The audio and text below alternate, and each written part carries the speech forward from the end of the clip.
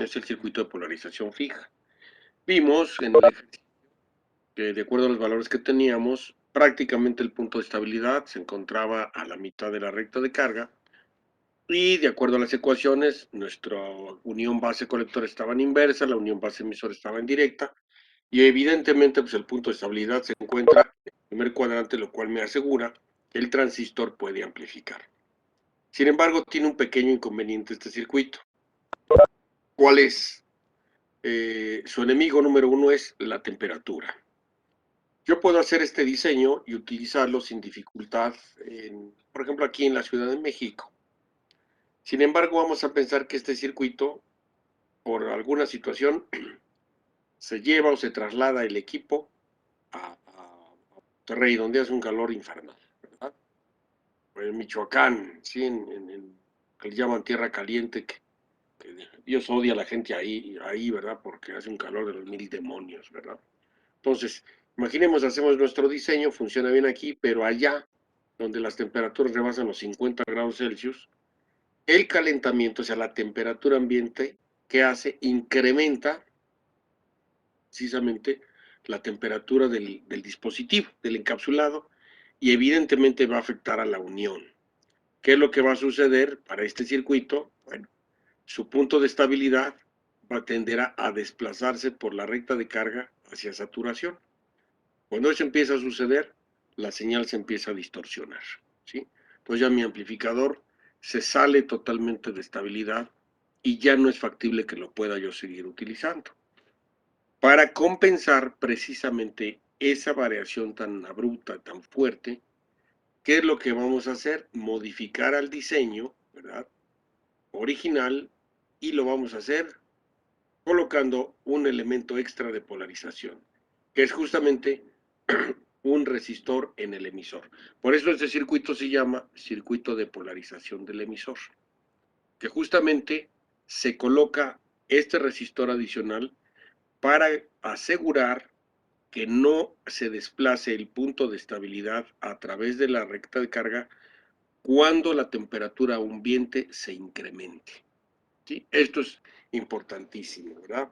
Entonces, bajo ese esquema, ahora tenemos este nuevo circuito, que si se fijan es prácticamente igual que el anterior, pero le añadimos este tercer elemento para polarizar al emisor. El capacitor también que se añade tiene una función muy específica, pero la entenderemos cuando nosotros estemos haciendo el análisis con señal del circuito amplificador. Ahorita nada más lo que es su polarización. Igual vamos a utilizar la teoría de circuitos para establecer las ecuaciones de las mallas.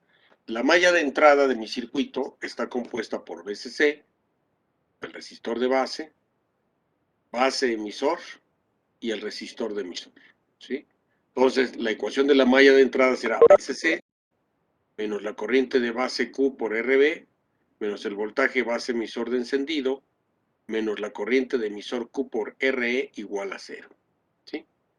Sabemos y conocemos aquí en el primer análisis, conocemos el valor del resistor de base, el valor del resistor de emisor, conocemos VCC, ¿verdad? Conocemos el voltaje base emisor de encendido, ¿verdad? Y qué es lo que resta por determinar la corriente de base Q. Obviamente, nosotros tenemos aquí dos corrientes diferentes. Lo que vamos a tener que hacer es reescribir la corriente de emisor en términos de la corriente de base para poder factorizar y calcular la corriente de base Q. Nosotros sabemos, por el conocimiento del transistor que aprendieron ustedes en dispositivos el semestre pasado, que la corriente de emisor es igual a la corriente del colector más la corriente de base. Siendo así, a la hora en que hacemos sustitución, me queda que la corriente del emisor es igual a la corriente de base por beta más 1. Recordemos la beta de CD, muchachos, ¿sí? La HFE en mayúsculas. Ahora ya con esta nueva deducción, reescribimos la ecuación. Y donde estaba la corriente de emisor, ponemos su equivalente de IB por beta más 1. Ya teniendo esto, ahora sí, hacemos la factorización necesaria y encontramos que la corriente de base Q va a ser igual al voltaje de la fuente de alimentación menos el voltaje base emisor de encendido entre el valor de la resistencia de base más la resistencia de emisor por beta más 1. ¿Okay? Con esto encontramos la corriente de base Q, la cual es importante porque sobre ella montaremos a la señal de información que deseamos amplificar. ¿De acuerdo? Ya teniendo la corriente de base Q, vamos a calcular la corriente de colector Q, que como en el ejercicio anterior, sabemos que se determina multiplicando a la IBQ por la beta de CD. Entonces, hacemos lo mismo, ¿sí? Como está aquí. CQ es igual a beta de CD por la IBQ, que ya calculamos en la ecuación anterior. Recordemos que la beta de CD es la HFE en mayúsculas de la hoja de especificaciones. Más déjenme abrir si tengo por aquí una hojita de transistores. Déjenme ver si tengo alguno por aquí. Pues el 2N2222 justamente. ¿Ya lo están viendo? Ya, profe. Ok. Entonces aquí, bajando, y observemos lo siguiente. Tengo la HF en mayúsculas que yo mencionaba, que esta es la beta SD, y tengo la HF en minúsculas que está aquí abajo, que esta es para los cálculos cuando se aplica la señal. ¿De acuerdo, muchachos? Entonces, si se fijan, la HFE al 2N2222 son los 75 que mencionamos hace ratito. ¿Hecho? Repito, aquí está HFE en mayúsculas, que es la beta de CD, y abajo está la HFE en minúsculas, que es la beta de CA. ¿De acuerdo? Bueno, ahora sí, teniendo ya comprendido el cálculo de la corriente base Q y la corriente colector Q, ahora haremos el análisis de la malla de salida. ¿Sí? La malla de salida ahora involucra a BCC, el resistor de colector, el transistor colector emisor y el resistor de emisor. Escribiendo la ecuación de la malla de salida, nos queda la corriente de emisor Q por RE más el voltaje colector emisor Q más la corriente colector Q por RC menos BCC igual a 0. E igualmente, como estamos haciendo un análisis del circuito, lo que vamos a despejar es el voltaje colector emisor Q y nos queda la ecuación como aquí tenemos a continuación. BCC menos IBQ que multiplica a RE por beta más 1 más RC por la beta. Ambas betas son la de CD, ¿sí? La HFE en mayúsculas. ¿De acuerdo? Son las ecuaciones que nosotros deducimos para poder hacer la determinación de los parámetros y me permitan visualizar gráficamente también que el punto de estabilidad se encuentre centrado para que de esta forma el amplificador opere satisfactoriamente con la señal que nosotros le apliquemos y tenemos la ventaja en este circuito que aun cuando se incremente la temperatura ambiente, se va a mantener estable el circuito y la forma de onda no se va a distorsionar gracias a ese resistor extra que le pusimos en el emisor. ¿De acuerdo? ¿Alguna pregunta hasta aquí, por favor?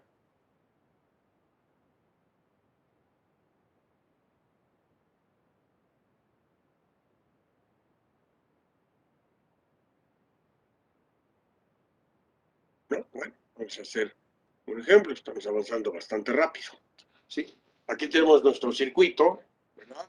De polarización por emisor, en donde se fijan el resistor de colectores igual que en el ejercicio anterior, 2200. Variamos un poco el resistor de base, que es de 430K, y nuestro resistor de polarización del emisor 1K. Sigue siendo el mismo transistor 2N2222, y las interrogantes son exactamente las mismas, ¿sí? Que en el ejercicio anterior. Los datos, por supuesto, son los mismos porque se trata del transistor igual al del ejercicio anterior. Bueno, calculamos ahora la IBQ con la nueva ecuación que dedujimos, ¿verdad? Y nos arroja un valor de IBQ de 38.2411 microamperes. Toda vez que ya tenemos la IBQ, lo multiplicamos por la HFE mayúscula, que es la beta SD, y me arroja 2.868 miliamperes. ¿De acuerdo? Acto seguido calculamos la IEQ. ¿Por qué la IEQ? Porque la vamos a necesitar para operar más adelante otro cálculo. Sabemos que la IEQ siempre va a ser igual a la suma de la corriente de colector más la corriente de base. Como ya los calculamos, las dos, la IBQ y la ICQ, las sumamos y me arroja la corriente del emisor Q. Ahora la corriente de colector en saturación, porque recordemos que la corriente de colector en saturación es un extremo de la recta de carga. Vamos a ver el circuito. La corriente de saturación será la que fluye por esta rama, ¿sí? Desde tierra hasta BCC. ¿Y qué tenemos aquí? Pues está, obviamente, BCC, está el resistor de polarización del colector de 2200 ohms, está el resistor de polarización del emisor de 1000 ohms, y está el voltaje colector emisor de saturación. Entonces, para calcular la corriente en esta rama, pues será BCC, menos el voltaje colector emisor de saturación, entre la suma de RC más RE, ¿sí? Que como lo estamos viendo. Y nos arroja 6.125 miliamperes. ¿Sí? Ahora ya calculamos el voltaje colector emisor Q. Dedujimos la ecuación de la malla de salida, sustituimos y me arroja 10.7839. Notemos que BCC en este ejercicio son 20 volts. Por tanto, aquí ya la abscisa del punto Q nos da prácticamente la mitad, ¿sí? O sea, 10 volts. 3.78, o sea, casi igual, en la mitad me arroja precisamente el voltaje colector emisor Q. Y finalmente, ya lo que es determinar el voltaje base colector y el voltaje base emisor, para darnos cuenta si la unión está en directa y está en inversa. De esta manera, deducir que mi transistor sí se encuentra en la región de amplificación. Para el voltaje de base colector, pues tenemos que el voltaje es menos 10.1339. Se cumple que es la unión base colector en inversa, y ahí me lo arroja el voltaje negativo. Quiere decir que sí, la unión base colector está en inversa. Y la unión base emisor pues, está en directa, ¿sí? Con un voltaje positivo de 0.65 que corresponde al voltaje de encendido base emisor del transistor. Entonces, esta fue mi demostración matemática, ¿verdad?, que me permite observar que el punto de estabilidad se encuentra en el primer cuadrante y sí puede amplificar el transistor. Estos datos ya los llevamos a la gráfica y también observo, ¿verdad?, desde el punto de vista gráfico, que sí el punto de estabilidad está en el primer cuadrante y es apto para poder amplificar este transistor. Veamos un extremo de la recta de carga, son los 20 volts de la fuente de alimentación. El otro extremo es la corriente de colector en saturación. Las coordenadas del punto de estabilidad son el voltaje colector emisor Q de 10.78 volts y la ordenada es la ICQ, que son 2.868 miliamperes. Y aquí por el punto Q precisamente cruza la corriente de base Q de 38 microamperes, sobre la cual nosotros montaremos a la señal para que pueda ser amplificada. ¿De acuerdo? Hasta aquí alguna pregunta, muchachos. Profesor, por mi parte, ningún. No, profesor. No, profe.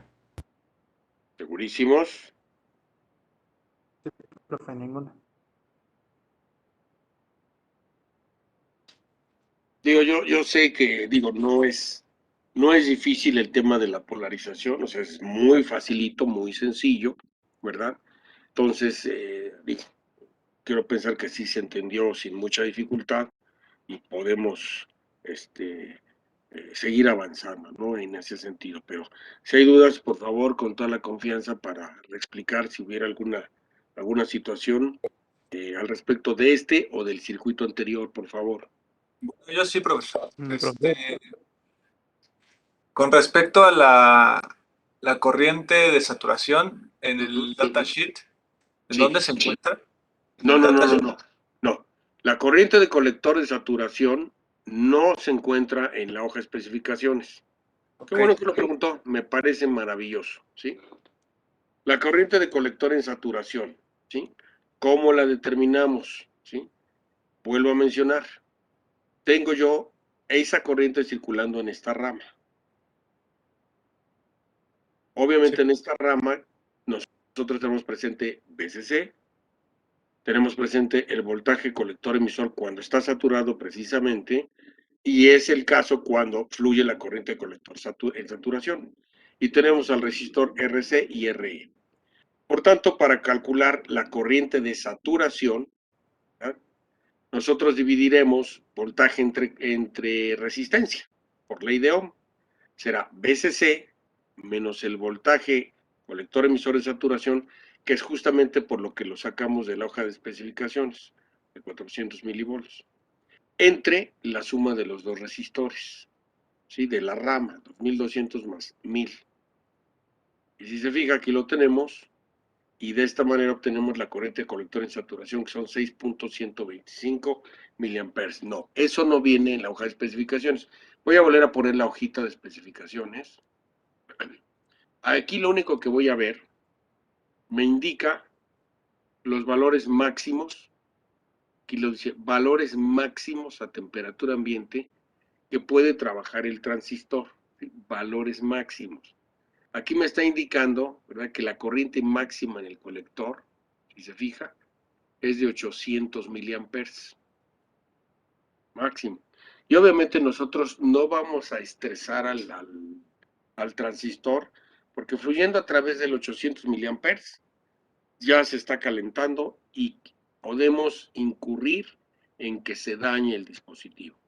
Si se fija, tenemos 800 miliamperes máximo, y en el ejercicio la corriente que obtuvimos fue 6 miliamperes. O sea, está perfecto. Perfecto. O sea, aquí en mi circuito amplificador, mi transistor se saturaría a 6 miliamperes. O sea, está muy lejos todavía de los 800 miliamperes. Repito, bajo la condición de los componentes que tiene conectados.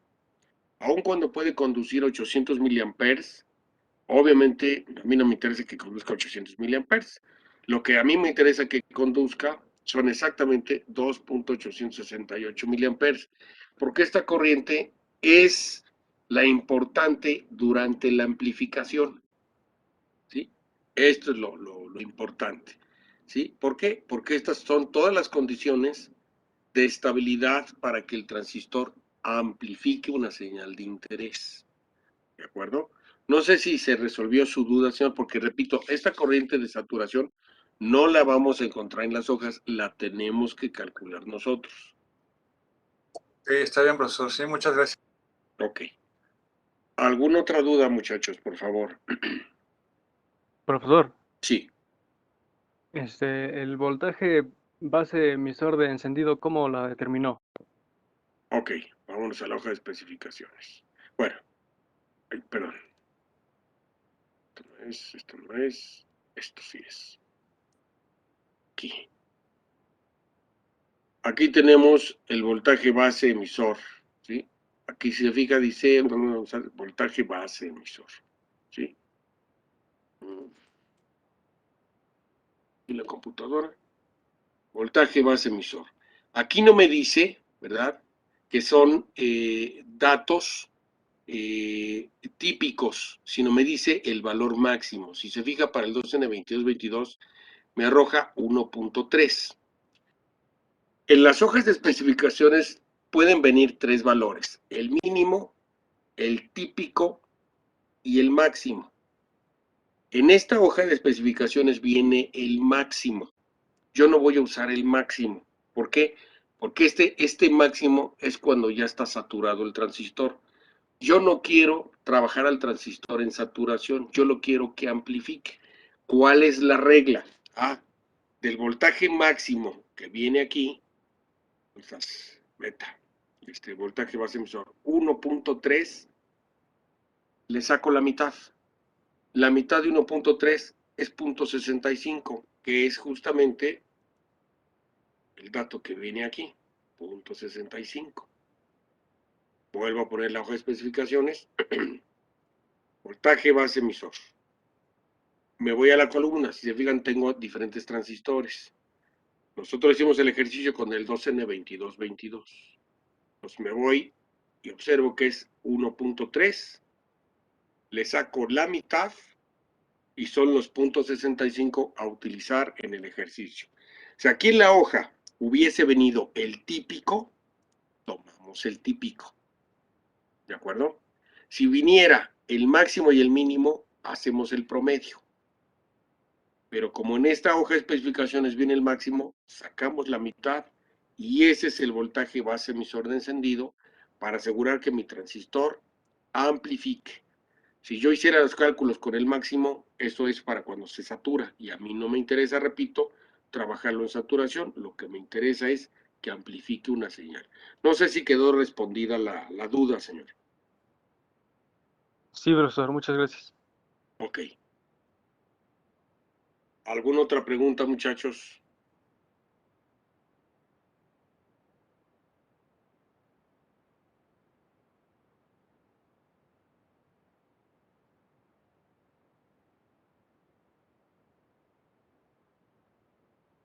Pregunta, chicos, de favor.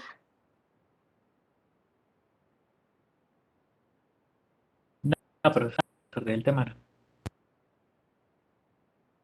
Ok. ¿Todo bien? ¿Dudas del circuito anterior de polarización? No, profesor, todo bien.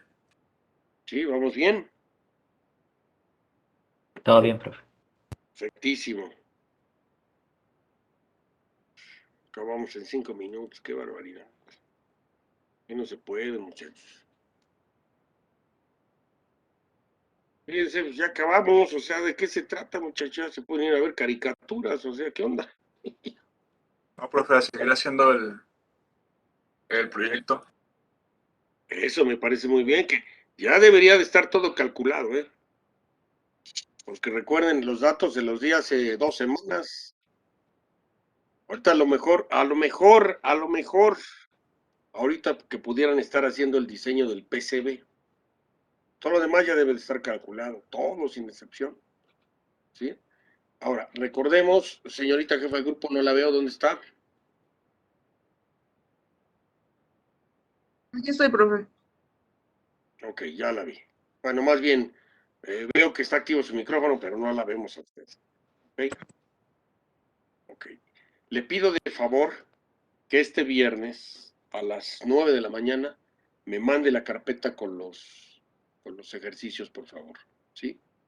Con el examen, si es tan amable. ¿Por qué?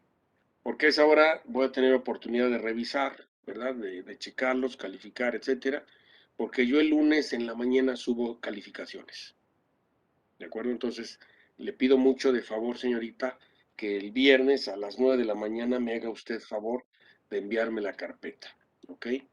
Muchachos, como se trata del departamental, ¿verdad? Del equivalente del examen, no hay prórroga ni se lo acepto a nadie después de esa hora. ¿De hecho? O sea, los que la señorita Jennifer me haga favor de enviarme el día viernes dentro de la carpeta del grupo del examen, son a los únicos que voy a calificar. ¿De hecho? Entonces, les pido amablemente, ahora sí que se apresuren para que exagerado, vamos a pensarlo, porque tampoco pongan a trabajar la señorita a deshoras, le entreguen ustedes, no sé, el jueves en la mañana su examen, ¿de acuerdo? O sea, no se lo quieran subir el viernes ya que estén medio locos o bebidos o algo por el estilo, el jueves en la noche, muchachos, porque no tampoco es correcto en ese sentido, ¿de acuerdo? Digo, la señorita se ve que es una persona sana, se ve que no toma y es gente de familia, entonces por favor no la vayan a descuadrar, ¿de acuerdo? Entonces les pido de favor que le entreguen su examen el jueves a primera hora también para que ella se pueda organizar. y me haga ella favor de enviármelo el viernes en el transcurso de las 9 de la mañana. Por favor, señorita, si es tan amable. Sí, profe, yo se lo envío. Ok. Entonces, chicos, en ese sentido, por favor, yo digo, les soy honesto, yo confío en que todos ya tienen resuelto el examen, ¿sí? Ya nada más lo que puede quedar pendiente, me queda claro, es el diseño del PCB, pero en ese sentido tampoco le veo dificultad. Si se dieron cuenta, usarlo, el software es muy fácil. Muchos de ustedes sé que han utilizado otros softwares para hacer PCBs. Obviamente, nunca jamás han trazado con reglas ni nada. Bueno, ya vimos lo importante, las reglas más importantes para diseñar el PCB. Entonces, yo estimo que máximo se tardarían, voy a exagerar, de verdad voy a exagerar, 3 horas en hacer el diseño del PCB, de la fuente de alimentación. Así, exagerado. O sea, realmente no debe de llevarse arriba de 1 hora, pero vamos a pensar que lo están analizando, lo están casi midiendo, ¿verdad? Que se tarden 3 horas, que repito, lo dudo. Definitivamente lo dudo, son muy pocos componentes, definitivamente. Entonces, para que, si es lo que les está faltando, bueno, le pongan en velocidad para que lo tengamos, lo pueda yo revisar como parte de su primer departamental. ¿De acuerdo, muchachos? Sí, profe. Ok. ¿Alguna otra duda, jóvenes, por favor? Profesor, disculpe, yo sí tengo una duda. ¿Qué pasó? Una vez más que nada también es curiosidad. En el proyecto yo usé el devanado doble y Ujú, en mi etapa de rectificación pues tenemos dos puentes de diodos, una para la sí, salida positiva y otra para la negativa. Bueno, sí. como estamos usando el LM337, ese Ujú, también hace que la salida se vuelva negativa. Pero ujú. no hay ningún problema si desde la rectificación ya está saliendo negativo. ¿No? No, al contrario. De la rectificación tiene que salir negativa porque al regulador le tienen que entregar voltaje negativo. Si usted le entrega voltaje positivo al regulador negativo, lo quema. O sea, al regulador negativo le tiene que entregar rectificación negativa, por supuesto. ¿Sí? Previo, obviamente, filtrado, o sea, del rectificador negativo, le pone su capacitor electrolítico de aluminio polarizado correctamente para que entregue CD negativo y ese CD negativo lo introduce al regulador. Eso sí de cajón, o sea, yo al regulador negativo le tengo que poner voltaje negativo a la entrada. Al regulador positivo, un voltaje positivo a la entrada. Si no, se quema.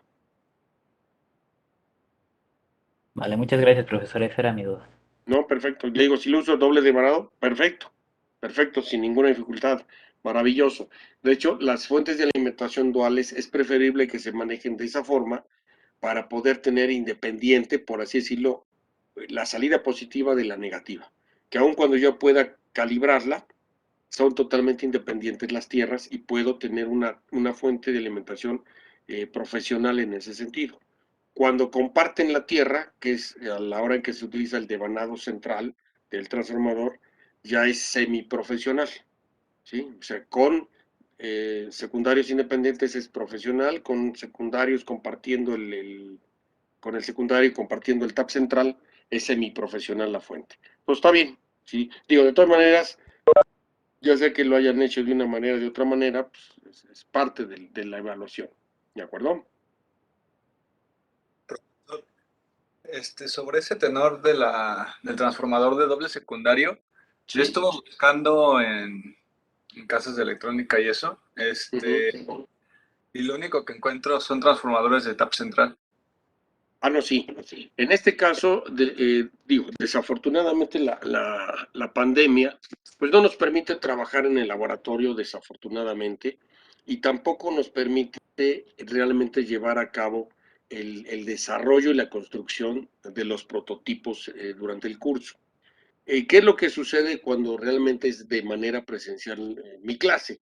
Obviamente, a la hora que se hacen todos los cálculos, el transformador se manda a hacer, no se compra uno comercial, para nada, se manda a hacer el transformador. Y obviamente se manda a hacer con los secundarios individuales, ¿sí? Normalmente, para que tengan ustedes su fuente profesional en su banco de trabajo en su casa. Pues si yo sé que comercialmente no lo van a encontrar, o sea, hay quienes venden, sí, transformadores con doble secundario, pero normalmente son ya sobre pedido.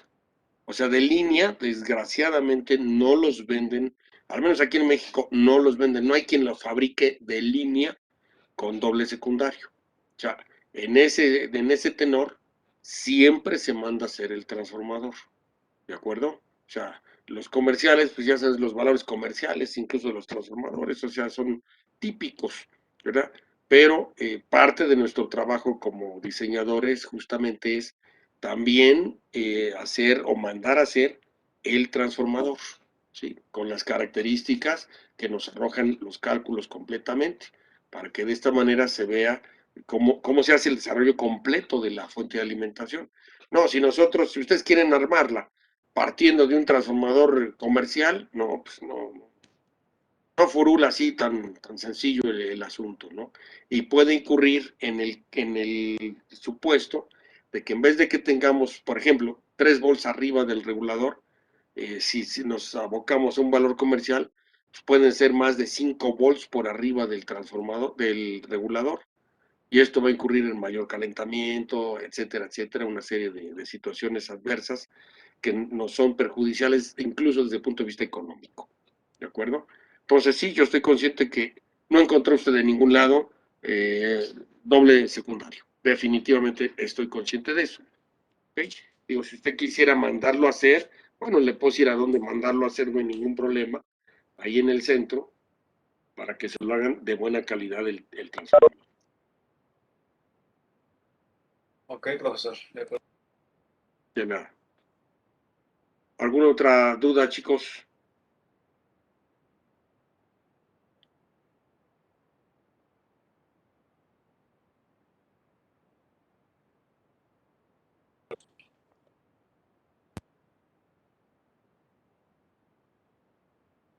¿No hay dudas, muchachos? No, profesor. Ok, bueno, vamos a tomar asistencia, muchachos. Está Jesús Alonso. Presente. Gracias. Manuel Alba. Presente. Gracias. Saúl. Presente, profe. Gracias.